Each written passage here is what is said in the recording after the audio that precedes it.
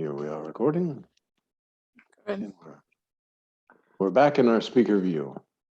So Okay. those of you who did not enjoy the tiny little boxes.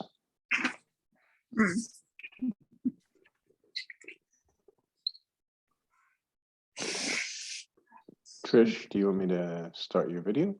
Yes, please. All right. Just ask you to start the video. There you go. Hello, hello.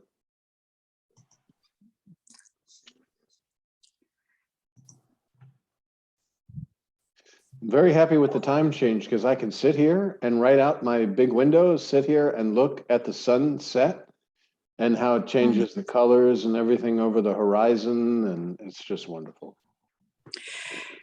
I was just out and it's 360 degrees color all around. Yeah. So it was very nice. Yeah. Yeah. It's not 365 degrees here. No, I think she means the I panoramic mean, the sunset. panoramic. Yeah. I can actually go outside and get a panoramic, but it's a difference. Whatever. I mean, I can, when I look out, the sunset could go a lot wider and it's not. Right. Yeah, right now it's just like it's almost like a fire above the trees over here that's just like kind of very kind of orangish, pinkish, glowing. Very nice. Yeah. Yeah, the extra light is very uplifting. Yes.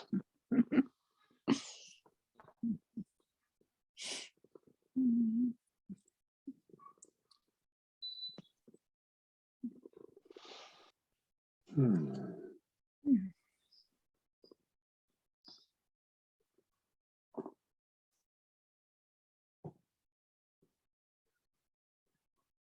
Hi, Keith. Hello there. Hello, How do you hello. do? So-called Keith. Indeed.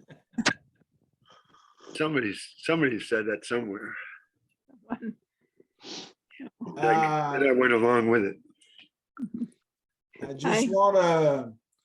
just want to thank you for all your interaction with John, because that generates a lot of good material, if I can speak like No. this. And I thank you very much, John, for your patience, because I know it's only hammering all the time the same messages, but we have to get it from different way, and you are very, very wonderful to make it simple in all these different way. It's helped me very much to integrate all this information and say one of these days I'll stop to integrate. I'm going to be that, but for now I have to integrate step by step. But it's really, really helpful. These gathering we're doing, for me, it's very, very helpful, because I do that with the reading and some video watching on the YouTube, and all that together, it's powerful. Good. Jai Guru. It's 3 cheers for that. Yes. Jai Guru. I would not be making the progress that I am, I think, without this, and or whatever. It's hard, whatever you want to call progress. But Jai yeah, Guru. to my body and mind, it's progress.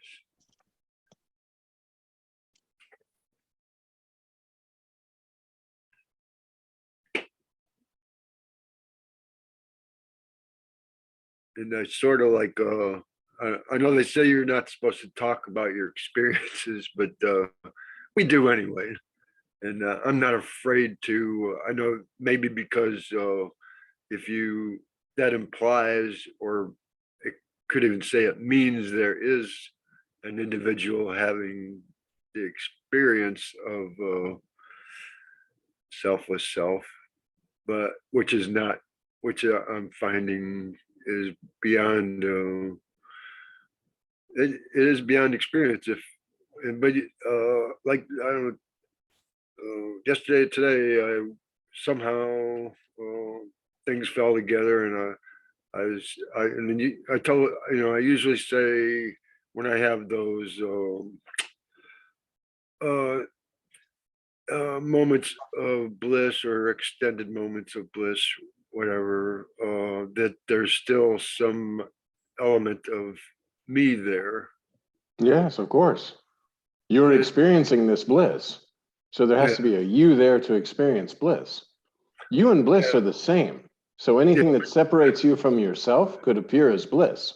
It could also appear as pain or suffering or all kinds of different appearances. But just knowing that it's just separating me from myself through a concept of experiencing. All Yeah. experiences came along with the body, mind, ego, intellect. Without body, how could you experience? You could just say, okay, the presence is no longer holding this body labeled Keith. So how is it experiencing now? And where did it go?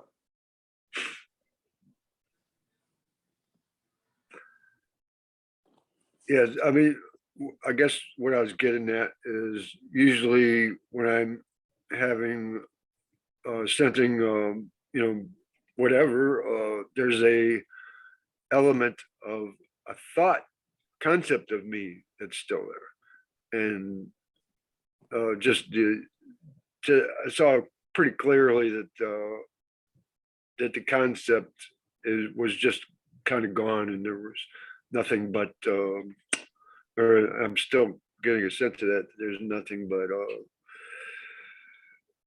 but me, what you can call me, but it's not me as I think of me. Yeah, Keith is arising on presence. Yeah. And the experiences of Keith are on presence, because without presence, there'd be no experience of Keith. Like when presence is no longer using the body labeled Keith, that's what I just was mentioning, then Keith is no longer experiencing. So presence is providing the background for these experiences of Keith. But you're not Keith, you're the presence. Keith is an appearance on your spontaneous presence. Keith came along with body, mind, ego, intellect, and therefore saw a world, because Keith is a conglomeration of the 5 elements, just a lump of goo. Mhm. And the label then Keith, and presence took on this position of I am Keith.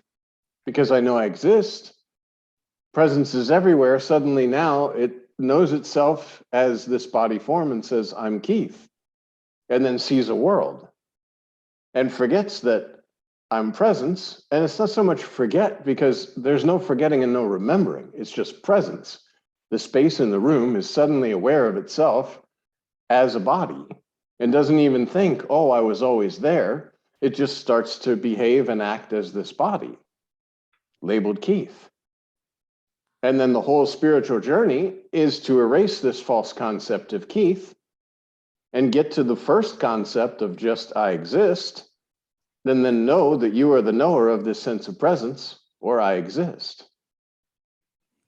And on this sense of presence and this sense of existence, an entire world has appeared.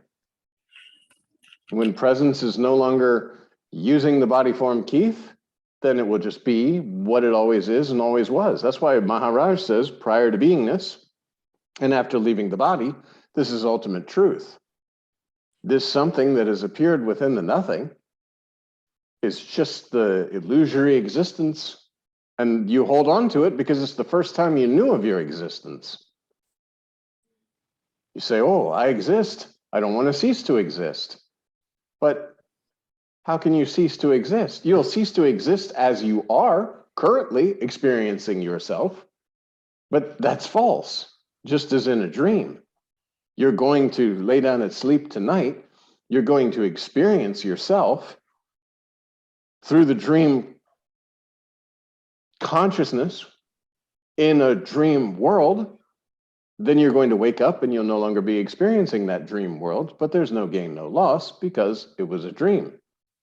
When you know yourself in a real sense, you know that, okay, for a time, this body-based existence is here as an appearance within my own self, and now I enjoy. Do it, there's no need to think about the body-based existence because it's just occurring, and there's nothing that I as an individual can do, obviously, because I'm the presence in which all this activity is occurring. So there's no deed, no doer. So I just remain. And even if somebody tells me, oh, there's trouble in the world. Okay, yeah. Luckily, the world is in me and I'm not in the world. If I truly was in the world, then I might be concerned about the worldly problems. But I very much know myself in a real sense, and there's no way I can be in the world. It's like the space in the room can't become the world. The world is just an appearance within the space, and the space is always there. Whether you're seeing a world or not seeing a world, and you know yourself in a real sense, so whether the world is there or not, you are.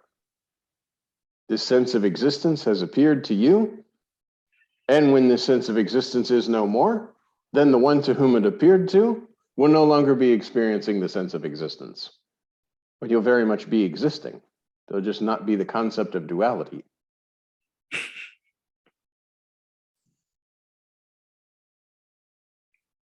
And it happens right now. You could say you're dead right in this moment because you were never born.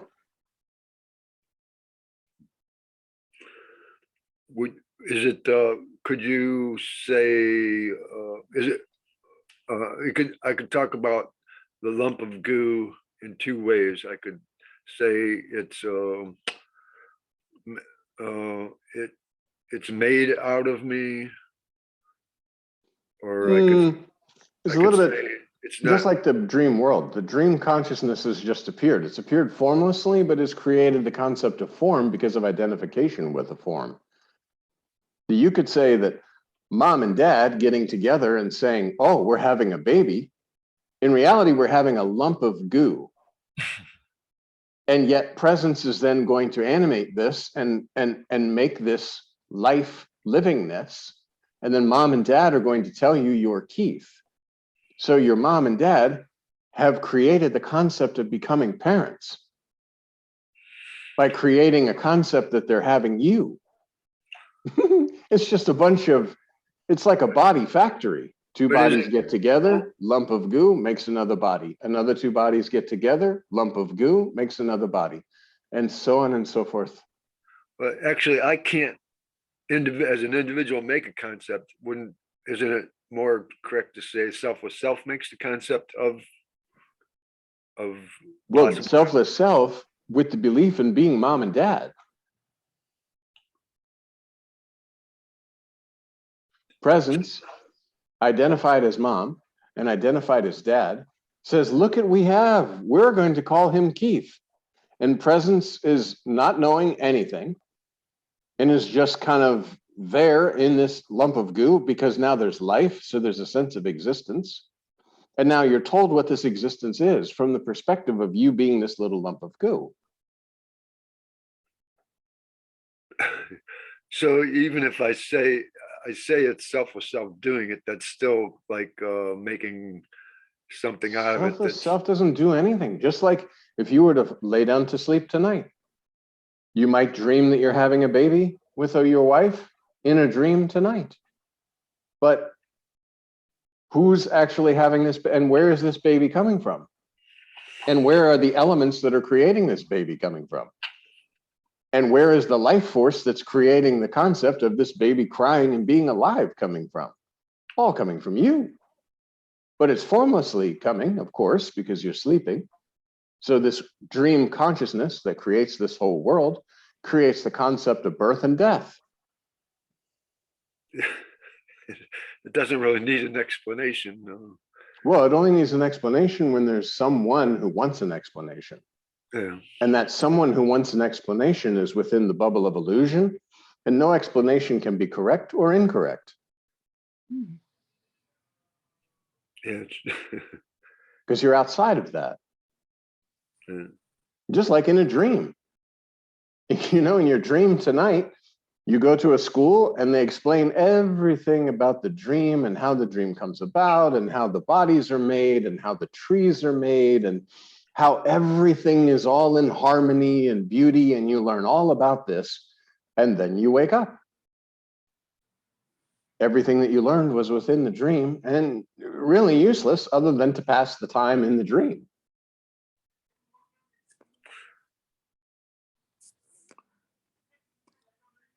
Once you know that you were dreaming, you don't sit there and say, wow, I had a PhD in like philosophy in the dreamland. I hope you don't.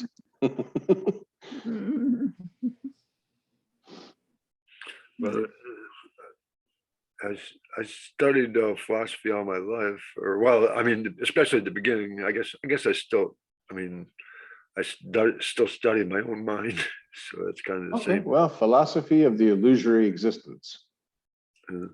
The philosophy of the something that came out of nothing. That's you can endlessly say stuff about it. Yeah. Oh yeah, we can talk for hours about nothing. We do. We do. That's just. It's so and it's so extraordinary and ordinary at the same time. It really is, from the mind perspective, it is paradox. But once you see it, it's kind of like, well, that's that's me, or that's it, or. But that's just like, I'm watching this TV show on Epix called From, and I love it. It's a really cool show about all these people, and they wind up in this town. It's kind of like Lost in a way, because they're all coming in from different parts of the country, and they all wind up in this town, and these demons come out at night and hunt the people and all this. So the lady is having a conversation with the priest, and she says, what keeps bothering me, this burning question is, am I still alive? Is this some kind of a purgatory or something? Am I still alive, or did I die in the car crash? And the priest says very simply, does it matter? Like, your whole concept is going home. And whether you believe you're in purgatory and going home to like the ultimate destination, or whether you believe that you're still in the real world and you're going home back to your own life, how does it affect you?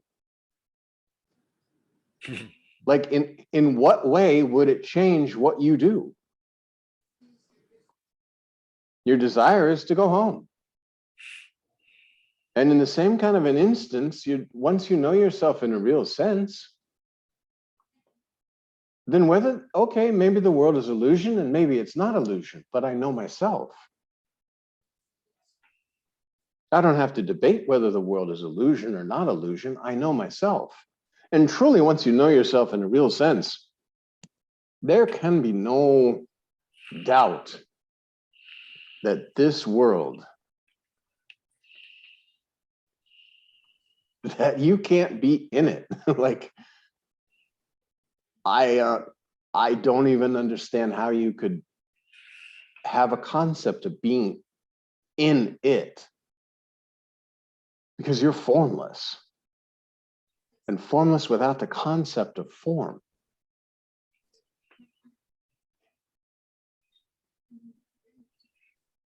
And once you see that, then you realize how true it is that except for selfless self, there is no anything.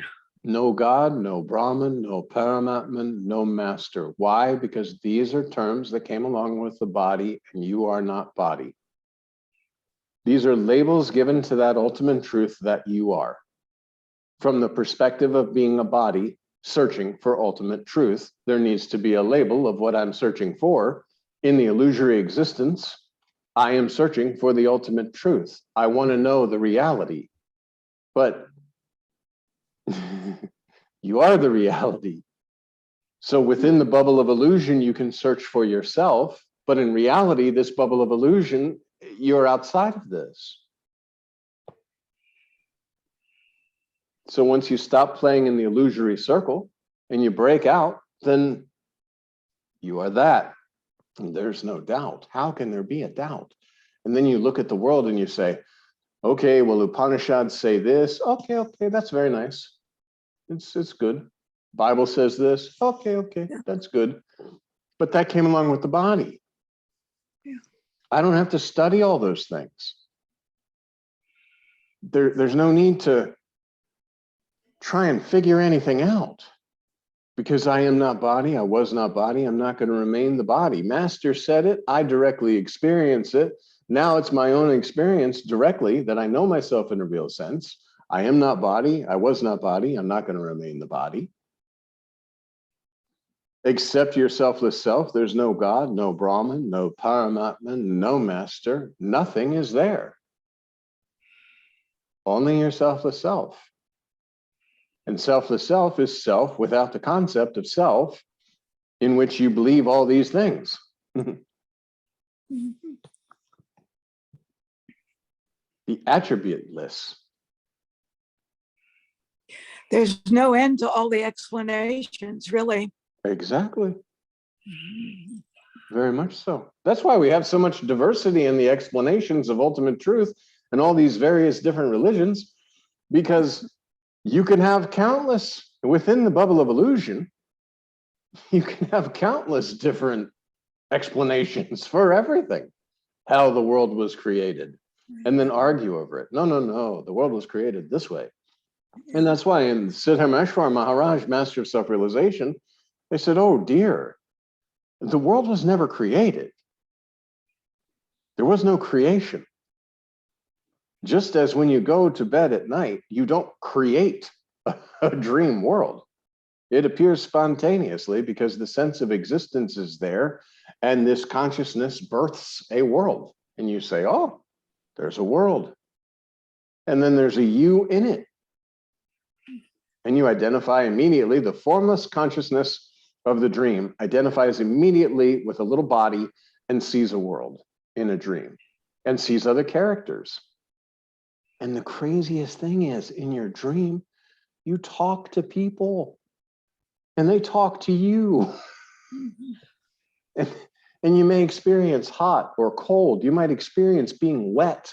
You might experience heat. I mean, there's no end to the experiences you can experience within the illusory existence called dream, because of identification with the form within the dream. And now you say, oh, so that's the same in this so-called waking dream. There's no limit to the amount of experiences that you can have within this waking dream, because you are identified as a form within a world. And yet, just like when you wake up at night, you know that all of that came out of you.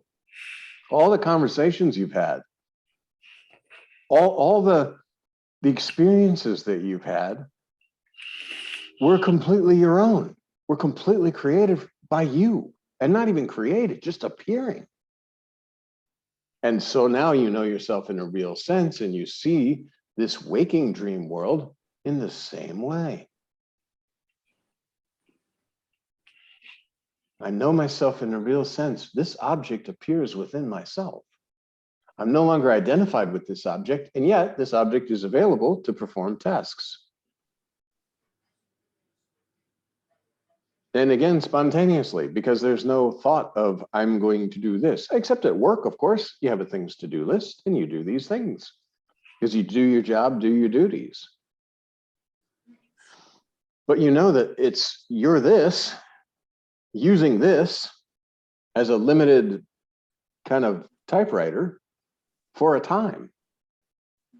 And the scenes keep appearing and disappearing because you have an object within your dream that you're seeing. Oh, okay. Now we're at work. Okay, now we're over here. Now we watch TV. Now we go to the grocery store. But all of this is occurring within yourself, just as in a dream. If you dreamt of going to a grocery store, seeing all the people and being checked out by the clerk, they're all only formlessness, behaving and imagining form. And now, if you were to go in this waking dream and go to the grocery store, again, you know yourself in a real sense. Formlessness is these forms are appearing within the formlessness that you are, providing power and energy to move around, providing speaking and listening and all of that. But who's speaking? Who's listening? Your checkout lady is Kathy, and Kathy says, good morning. In your dream, Kathy is the checkout lady, and she says, good morning. Oh, good morning. But Is Kathy really saying good morning? And are you really responding? Speaker and listener are one and the same. That's why Maharaj says, remove the body and then talk with me.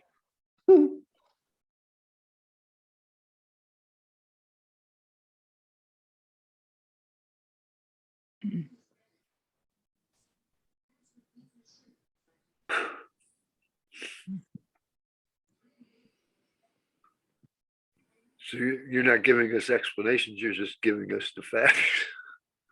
This is just the reality. I mean, explanations are very nice to explain that there's nothing to explain, and that anything that is explained that you say, aha, now I understand, is actually a hindrance, because you're creating the concept of an understanding of what's false, and then somehow building the building blocks that you're progressing. Through identification of whatever. This or that. Exactly. Truly, you just look at it as, okay, in my dream tonight, I'm driving my car, I'm stuck in traffic. Maybe people are cutting me off and honking and giving me bad signs, but it's all me. Like I wake up in the morning, and whether I was dreaming of traffic or not, I know that the entire thing was coming from me. And now, because of the body-based existence, I sit there and I say, well, I was sleeping, now I'm awake. But no, you're just identified with a different object within the formlessness and saying that now I'm awake. But the formlessness that you are does not sleep or wake. These states appear because of that formlessness that you are, whether it's dream or waking dream. There's no difference. Only identification with an object within the formlessness, because the dream consciousness is the space in the room and creates all of this, and there's a seeing because of identification with an object, and the waking consciousness is the space in the room that creates all of these things and provides the space for all of this, and there's identification with an object, and therefore a perception of objects. It's one and the same. And that's the absolute truth. And if I interpret what you're saying as an explanation, then I'll just be lost in it. Yeah, I mean, again, how? The mind If you're will- interpreting what I say as an explanation, are you in your dream or in the waking dream? Which illusory world are you trying to understand? Just know yourself in a real sense. And how do you do that? You stop playing in the illusion and remain with your selfless self. Because if I don't remain with my selfless self, it impresses in me that I believe the illusion is true, and therefore worth kind of working out. Juggling and Exactly. It's like, oh my God, oh, but it's illusion. And in the dream, same thing. But at the same time, in the dream, you might get fired and pack up your stuff and be very, very sad. And oh my God, I lost my job. What am I going to do? This and that. And then you wake up and the experience is over. The same here. In this waking dream world, as long as this body is available, you may be having experiences. But knowing yourself in a real sense, it's over. So there might be sadness, there might be happiness, but all of these, and so you stop thinking that thoughts are somehow in this head. You know that because you're formless, thoughts are just flowing. They're also formless. They only take form when you say, I am thinking. Then I'm thinking a thought. What's the purpose of the brain?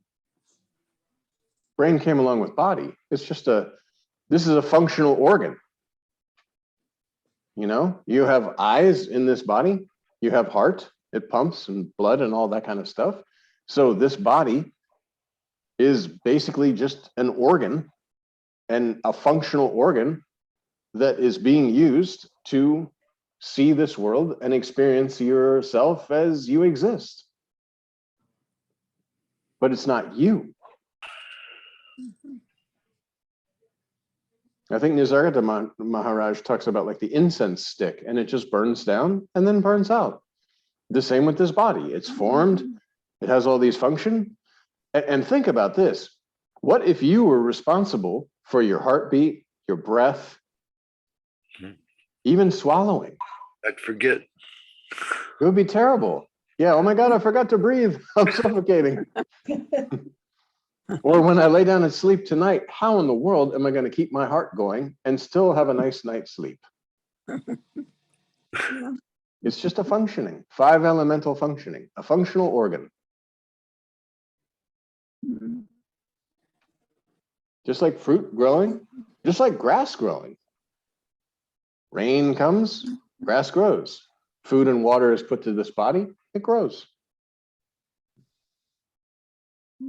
But now that doesn't mean that you're like some ascetic and you say, oh, well, I don't need to see a doctor because I'm the formlessness and I will take care of myself. No, because again, this body is within the form-based illusion. So you need to go see an illusory doctor to take care of this illusory body. You just don't identify with it. And you don't need to tell the doctor, doctor, you know what? I don't need to take this medicine because I'm formless. Mhm. Because like that guy said, the priest said, whether you're formless or not, this is the existence of right now. Okay, so take care of this body. Do your job. Do your duties. I should mention before we end, I'm pretty sure I won't be here next week. I got Okay, something else I gotta do. okay.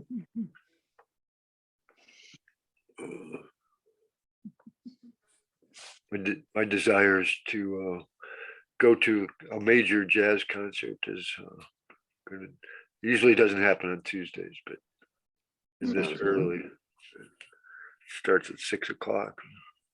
Well, see, at the jazz concert, you'll forget yourself, which will cause a lot of joy, actually, because you'll forget yourself. That's why they talk about like the football players and basketball players, when they're in the zone, they forget themselves and they're just flowing. Right. And this is the reality of life when you're not constantly impressing that I am a body and all these things are real. Mhm.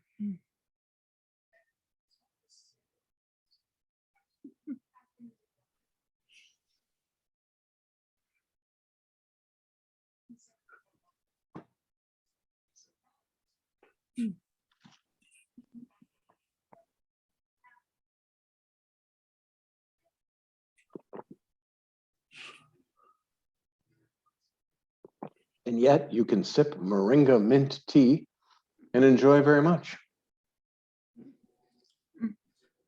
Without a body, there would be moringa tea, but you would not be able to enjoy it or experience it.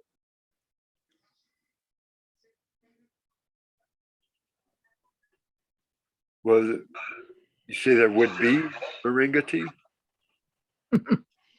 The presence is here. It's just not using this body form.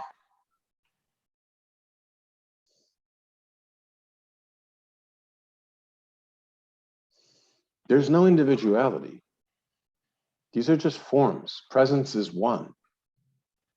These are all appearances within the body form. That's why you can sit there and say, well, wait a minute. If anybody actually died, then the entire world would just end. That would be it. Like presence is just gone. This can't be. But except for Forms are created and destroyed spontaneously, just as in dream. And the presence is always there and ready to animate the form. Oh, look, baby. Mhm. Baby, we call you Keith. Presence understanding I exist is now Keith. Identified with this body, Keith. And now Keith has a life. But Keith doesn't have a life. Presence has a wrong body identification for a time and then not. Except for selfless self, there wouldn't be any moringa tea, right? Well, see, you keep thinking that if John, this body was gone, there'd be no moringa tea. No, there's still, everything is here. This is a spontaneous existence on your spontaneous presence, not Keith's presence or John's presence or Alan's presence or Trisha's presence. It is presence. See, that's a little twist because there's still identification with the body. You say, oh, wait a minute. If presence was no longer here, then this world disappears. Well, no. This body is no longer available to peek inside of this consciousness, so to speak, but it's not, this body makes no difference to presence. It's an object within presence, a 5 elemental goo, growing and then being gone. That's why some, you say like, oh, okay, how can we see people die? Well, simply presence is no longer available for that body form, and that body form is put, buried, or burned.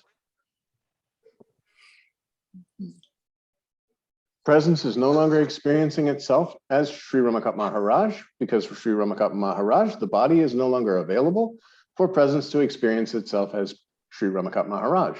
But presence is still experiencing itself as all these. So, but when you know yourself in a real sense, as they talk about this cycle of births and deaths, of course not, because you know there's no birth, there's no death, there's no reincarnation or precarnation or anything like that, just like in your dream. Your little dream characters don't line up at the end of the dream and say, well, the dream's about to end. Let's make our amends and hope we come back as a, you know, not a bug.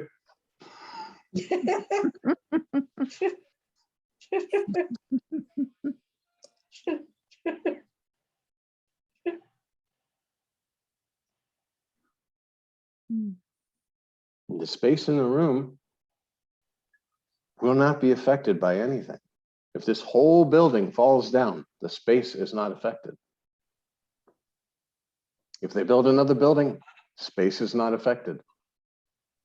If they come in and make more walls and separate this or knock walls down, space is not affected. And that's why Maharaj very nicely says, if the walls come down, will the sky in the ashram go to heaven and the sky in the toilet go to hell? No, sky is sky. If at all you want to compare yourself to sky or space. Doesn't it all start with selfless self, though? Well, selfless self is not Keith selfless self. Selfless self is self without self. Presence, I am, existence, whatever you want to call it, is the first experience of this non-experience. The manifestation coming out of the unmanifest. And in reality, it doesn't really come out of, it's just as again in dream. There's a sense of existence, boom, a dream world is created, populated with people. If the people inside your dream die, it has no effect on even your own object. You may watch the people die. Oh, there's 2 people, we went to their funeral. But nobody was born, nobody died. Spontaneous activity arising from the formlessness and only for a time.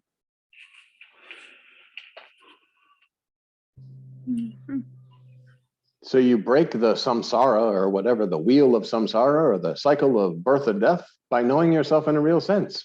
I was not born, I cannot die.